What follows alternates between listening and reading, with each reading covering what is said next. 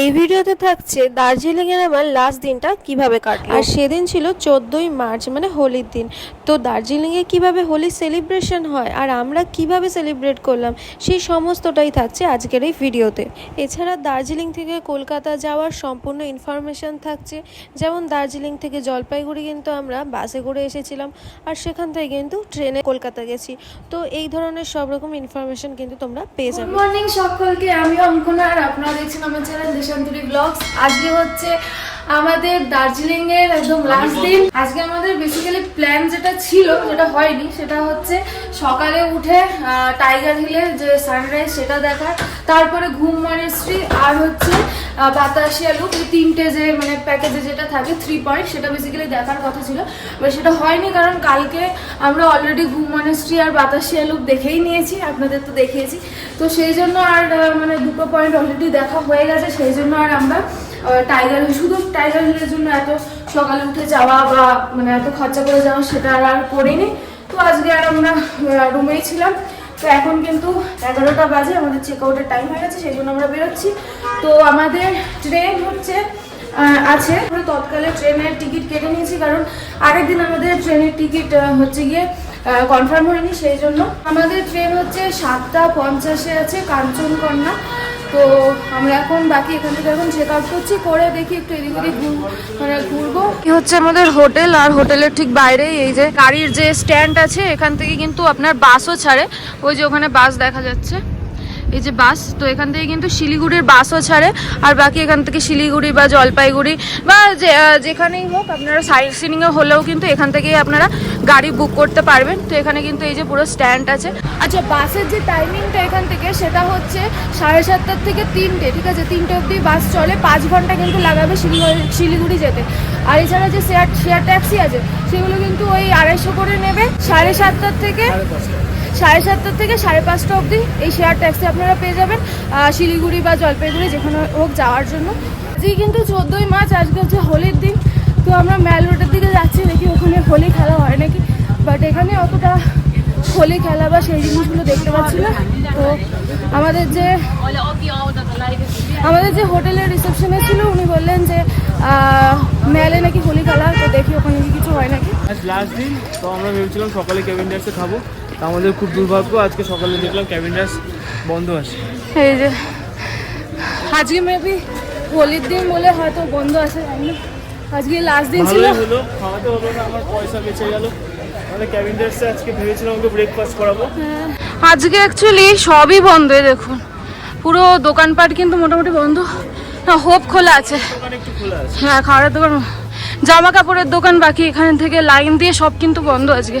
রোডে চলে এসেছি, আজকে হোলির দিন পুরো খালি খালি। তো আজকে হোলির দিন এই যে রাস্তায় একটু একটু এরকম আবির দেখা যাচ্ছে, এই যে খেয়াল করি। আমরা এখানে যে কদিন ছিলাম বাকি মানে আগের 3 দিন এতটা ফগি ওয়েদার ছিল, ওয়েদার এতটা খারাপ ছিল, এইরকম যে আজকে যেরকম মানে সূর্য উঠেছে, ঠিক আছে, এরকম বাকি আমরা 3 দিন পাইনি। আজকে ওয়েদারটা সত্যি খুব ভালো, বাট আজকে আমাদের যাওয়ার দিন, কি আর করবো, ভালো ওয়েদার দিয়ে কিছু করার নেই। কি আপনাদের দেখাচ্ছি এখানে আজকে হোলির দিন ম্যাল রোডে কীরকম হয়, ঠিক আছে।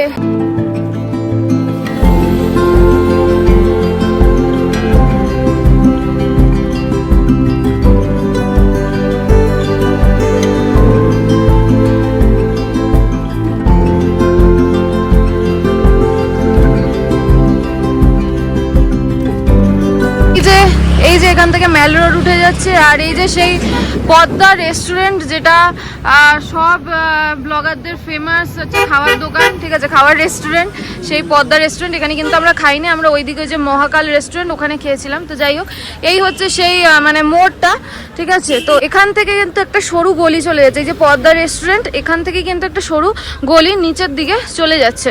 তো সেইখানে কিন্তু আপনারা কেনাকাটা করতে পারেন, ওখানে কিন্তু অনেক কমে সস্তায় সব কিছু পাওয়া যায়, মানে সোয়েটার থেকে শুরু করে, মানে ওপরে ম্যান রোডে যা পাওয়া যায় সেম জিনিসই নিচে পাওয়া যায়, কিন্তু কম দামে। একটা গলি চলে যাচ্ছে, এখানে কিন্তু অনেক বড় একটা মার্কেট আছে নিচের দিকে। তো এখন আজকে আমরা সেখানেই যাচ্ছি, দেখি নিচে কিছু পাওয়া যায় নাকি, কেনাকাটা করা যায় নাকি। বাকি আজকে যেহেতু হোলির দিন, হলিডে, সেই জন্য হয়তো অনেক কিছু বন্ধ থাকতে পারে, তো আপনাদের পুরোটাই দেখাচ্ছি। এখানে কিন্তু দেখো পানিপুরি পাওয়া যাচ্ছে। আমি দার্জিলিংয়ের কোথাও আমি এরকম ফুচকা খেয়ে দেখিনি, ঠিক আছে, ফুচকা স্টল। তো এই যে এখানে একটা ফুচকা স্টল দেখতে পাচ্ছি, এই যে এই সোয়ের শার্ট আছে, এখানে কিছু 200 টাকা করে বলছে, 200 টাকা করে এগুলো পাওয়া যাচ্ছে। তো এগুলো সব এই যে 200 করে, তো দেখি একটু ট্রাই করো। হ্যাঁ টাইট টাইট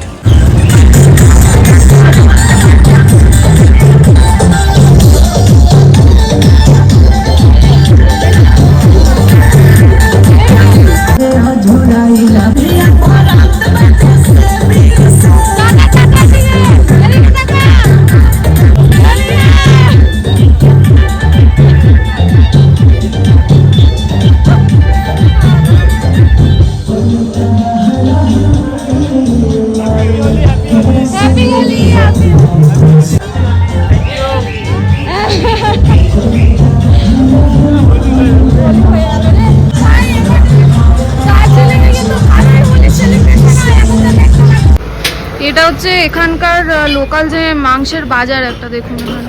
আচ্ছা, এখানে আমি এখন চলে এসেছি, এখন বাজে 12:30, ঠিক আছে। তো 12:30টার সময় আমরা ওই মেল রোড ছেড়ে, ওই জায়গাটা ছেড়ে এখন চলে এসেছি আমরা আবার এই জায়গাটা চকবাজারে। এখন কিন্তু আমরা গাড়ি ধরবো, তার আগে একটু অনেক খেয়ে নিতে হবে। তো আমরা এখন এই যে একটা শপে চলে এসেছি। তো এখানে এখন আমরা একটু কিছু খেয়ে নেবো। এখানে আমরা যেটা অর্ডার দিয়েছি সেটা হচ্ছে চিকেন মোমো, ওটা 8 পিস থাকবে, 100 টাকা। এছাড়া এখানকার একটা লোকাল ফুড আছে আলু মিমি বলে, এটা সব জায়গাতে দেখছি আমি। তো আলু মিমি একটা অর্ডার দিয়েছি, ওটা হচ্ছে 25। তো দেখি ওটা খেতে কীরকম হয়, আপনাদের ওটা দেখা। এই যে চলে এসছে আমাদের আলু মিমি, ঠিক আছে। একটু দেখিয়ে দাও এটা জুম করে। এই যে এখানে আই থিঙ্ক ওয়াই যে নুডলস থাকে ওই জিনিসটাই দিয়েছে, মানে আনকুক যে ওয়াই থাকে সেটাই দিয়েছে। আর বাকি এখানে এই যে আলু আছে, সেদিন যে আমরা রেস্টুরেন্টে খেয়েছিলাম না, ওরকম টাইপের আলুটা, লাল লাল। তো এই হচ্ছে ব্যাপার। বাকি খেয়ে দেখি এটা।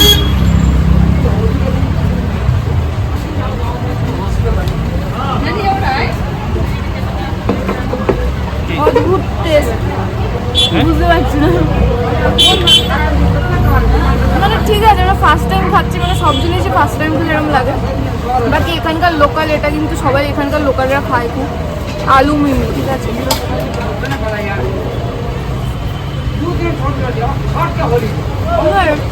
মানে কাঁচা নুডলসটাই দিয়ে দিয়েছে, আলুর দম টাইপের কিছু করেছে, তার উপরে দিয়ে দিয়েছে, এরকম একটা ব্যাপার। এই যে আমাদের চলে এসছে আমাদের চিকেন মোমো 8 পিস, এই যে 100 টাকা দাম।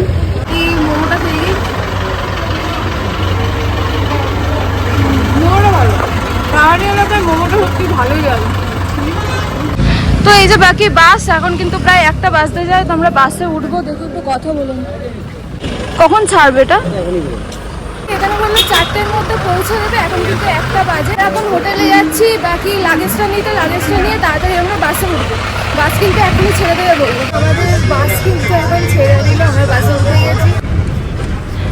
তো এখন আমরা বাসে করে যাচ্ছি, আর এই যে ঘুম স্টেশন ক্রস করছে, দেখুন আগের দিনের ঘুম স্টেশন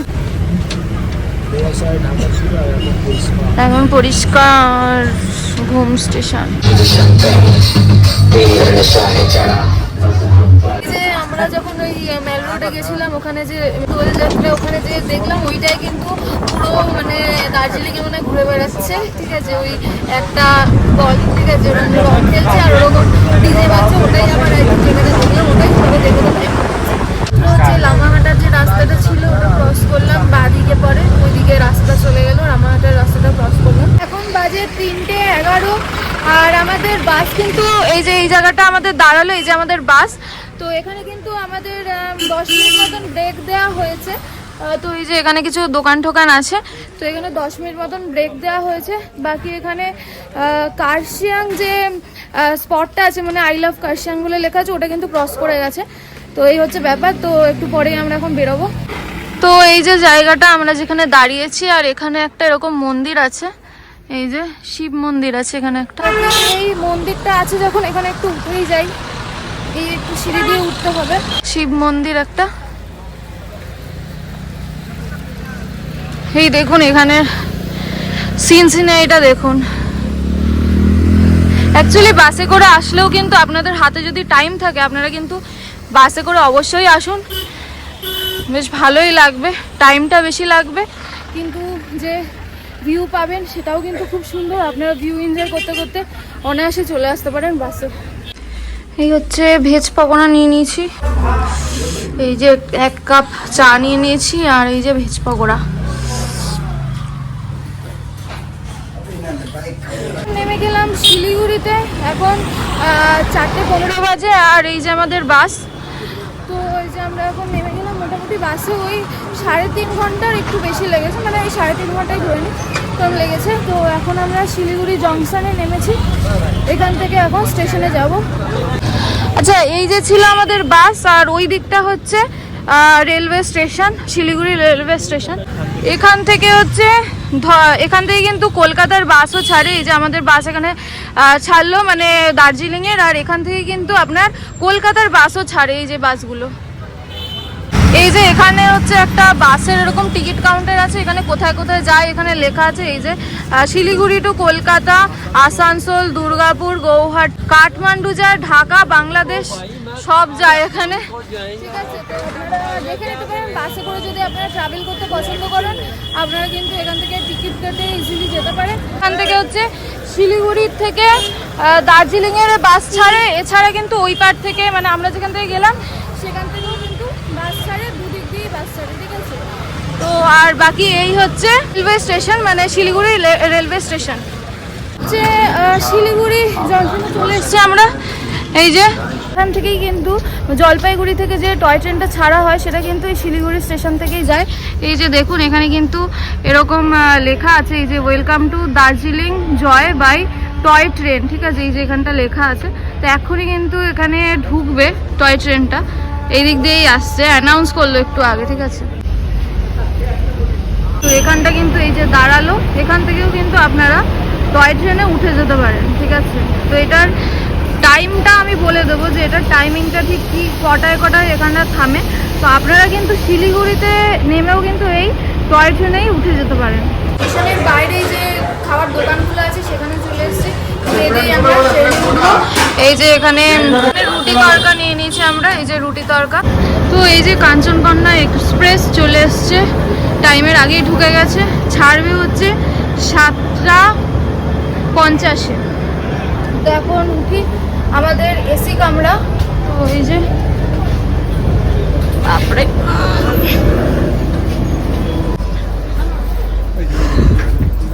তো এই যে আমাদের কামরা এখানে। তো এই হচ্ছে কাঞ্চনকন্যার এসির মানে কম্পার্টমেন্ট, বেশ পরিষ্কার পরিচ্ছন্ন আছে। এখন বাজে 7:30, আর আমাদের কাঞ্চনকন্যা এক্সপ্রেস ছেড়ে দেবে হচ্ছে 7:50।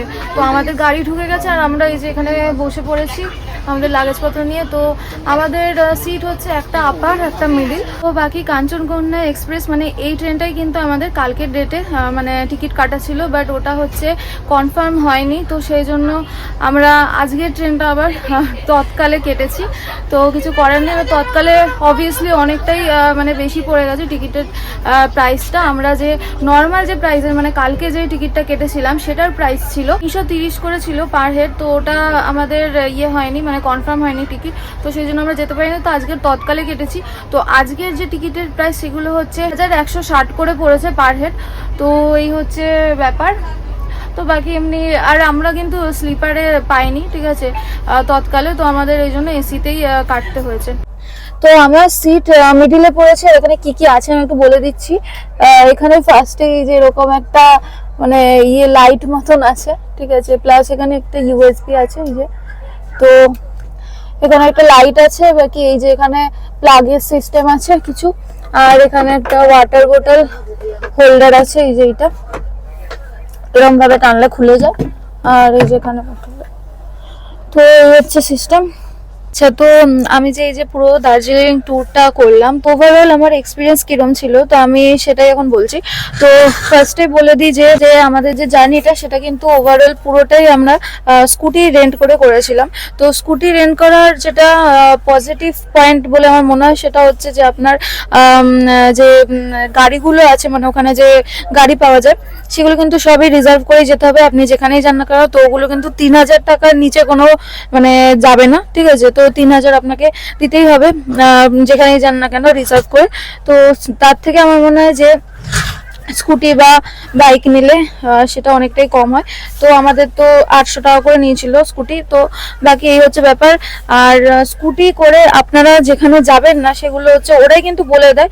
বেসিক্যালি যেটা এখন যেটা নতুন হয়েছে, মানে ওখানের স্কাই ওয়াকটা হয়েছে নতুন, গ্লাস ব্রিজ, তো সেই রাস্তা কিন্তু একেবারেই ভালো না, তো আপনারা কিন্তু ওখানে যাবেন না। এছাড়া ওখান থেকে হচ্ছে আরো দুটো পয়েন্ট আছে, রাস্তা আর হচ্ছে রক গার্ডেন, এই 3 জায়গাতে আপনারা যাবেন না, কারণ ওখানকার রাস্তা কিন্তু খারাপ। এটা হচ্ছে বাইক আপনারা যেখান থেকে রেন্ট নেবে সেখান থেকে কিন্তু মানে বলে দেওয়া হয়।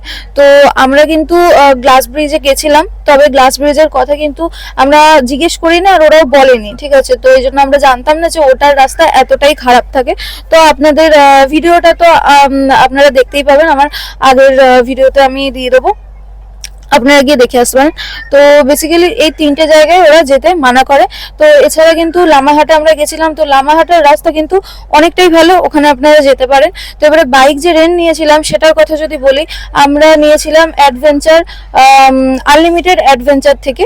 তো সেখানে যদি আপনারা নিতে চান তাহলে কিন্তু সব ফোন নাম্বার বা সেই সব ফোন নাম্বার কিন্তু আমি দিয়ে দেবো।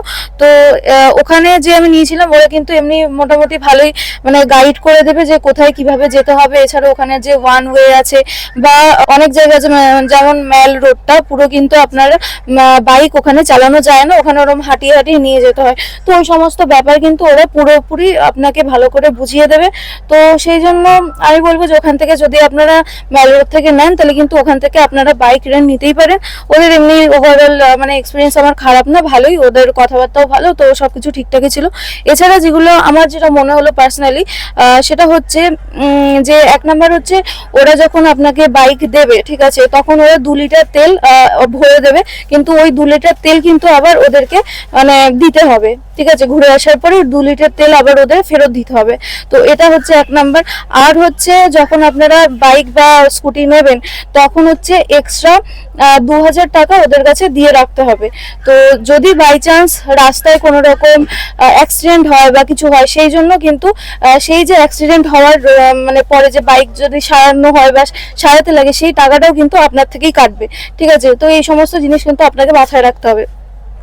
আর আরেকটা জিনিস আমার যেটা নেগেটিভ বলে মনে হলো সেটা হচ্ছে যে বাইকের যে তেল ভরানোর যে ব্যাপারটা বললাম, সেটা যদি বাই চান্স মানে আপনাদের ঘুরে আসার পরে যদি 2 লিটারের বেশি থেকে যায়, কারণ এটা তো বোঝা যায় না যে যেমন আমরা লামাহাটে গেছিলাম, তো ওখানে আমরা আমাদের 2 লিটার তেল দিয়ে দিয়েছিল। তো আমরা যাওয়ার পথে কিন্তু ওখান থেকে আরো 1.5 লিটার মতন তেল ভরে নিয়ে গেছিলাম, কারণ ওই সিটি ছাড়া মানে দার্জিলিং যে সিটি সেটা ছাড়া কিন্তু লামাহাটার পথে আপনারা কিন্তু কোনো রকম পেট্রোল পাম্প পাবেন না, ঠিক আছে? তো সেই জন্য আপনাদের অলরেডি তেল ভরেই নিয়ে যেতে হবে আগের থেকে। তো আমরা ওদের কাছ থেকে 2 লিটার তেল ওরা দিয়েছিল, প্লাস আমরা আরো 1.5 লিটার ভরেছিলাম। তো তারপরে আসার পরেও কিন্তু আমাদের 2 লিটারের বেশি ছিল, মানে প্রায় 2.5 লিটার মতন ছিল, কিন্তু সেটা কিন্তু ওরা টাকা মানে দেবে না, ঠিক আছে? যে 2 লিটারের বেশি থাকলে যে টাকা ফেরত দেবে সেরকম কিন্তু কোনো ব্যাপার নেই। সেটা কিন্তু একটা আমার নেগেটিভ বলে মনে হলো। বাকি এছাড়া ওখান থেকে এমনি নিতেই পারেন, এছাড়া ওদের ব্যবহার ভালো, সবকিছু ঠিক আছে, তো আপনারা নিতে পারেন। বাইক বা স্কুটি রেন্ট করে গেলে কিন্তু আপনারা গুগল ম্যাপের ভরসা একেবারেই করবেন না, কারণ কিন্তু ওখানে গুগল ম্যাপ একেবারেই চলে না। মানে চলে না বলতে কি, মানে ভুলভাল দেখায়, মানে হয়তো আপনি একটা কোনো লামাহাটা বা সামথিং যাই হোক আপনি ম্যাপে সার্চ করলেন বা ইয়ে করলেন, ঠিক আছে, তো সেটা মানে রুটটা এমনই দেখাবে, হয়তো বাদিকে দেখাচ্ছে একটা রাস্তা যাচ্ছি সেখান থেকে যেতে হবে, বাট বাদিকে হয়তো কোনো রাস্তাই নেই, ঘর বাড়ি আছে বা কিছু। তো এরকম কিন্তু বহুবার আমার সাথে মানে আমাদের সাথে হয়েছে। তো সেই জন্য আমি বলবো যে গুগল ম্যাপের ভরসা না করে ওখানকার যারা লোকাল আছে বা অনেকে যে ট্রাফিক পুলিশ আছে সেগুলো মানে তাদের সাহায্য নিন। ট্রাফিক পুলিশ কিন্তু ওখানকার খুবই ভালো, ওরা কিন্তু অনেকটাই মানে সাহায্য করে, হেল্পফুল আছে। মানে এছাড়া কিন্তু ওখানকার লোকাল যারা তারাও কিন্তু হেল্পফুল আছে, সবকিছু ঠিকঠাক করে বলে দেয়। তো এই ছিল আমার দার্জিলিং এর ওভারঅল এক্সপিরিয়েন্স। তো আমার এই ভিডিওটা আমি এখানেই শেষ করছি। আপনারা জানাবেন যে আমার এই ভিডিওটা আপনাদের কিরকম লাগলো, বাকি আর যদি কোনো কোয়ারিজ থাকে বা কিছু থাকে তাহলে কিন্তু আমাকে কমেন্ট সেকশনে বলতে পারেন। আর এছাড়া আপনারা ভাবতে পারেন যে আমি দার্জিলিং এ এসে জগন্নাথের টি শার্ট পরে কেন আছি, কারণ আমি আগের মাসে গেছিলাম পুরীতে, তো ওখান থেকে আমি টি শার্টটা কিনেছি। তো আমার সেই পুরীর ভিডিও কিন্তু আপনারা দেখে আসতে পারেন। তো আমার ভিডিওটা এই পর্যন্তই, তাহলে দেখা হচ্ছে পরের ভিডিওতে। এরকমই ট্রাভেল রিলেটেড ভিডিও দেখার জন্য কিন্তু আমার চ্যানেলটি এক্ষুনি সাবস্ক্রাইব করে দিন, আর ইনস্টাগ্রামে ফলো করতে ভুলবেন না। Thanks for watching.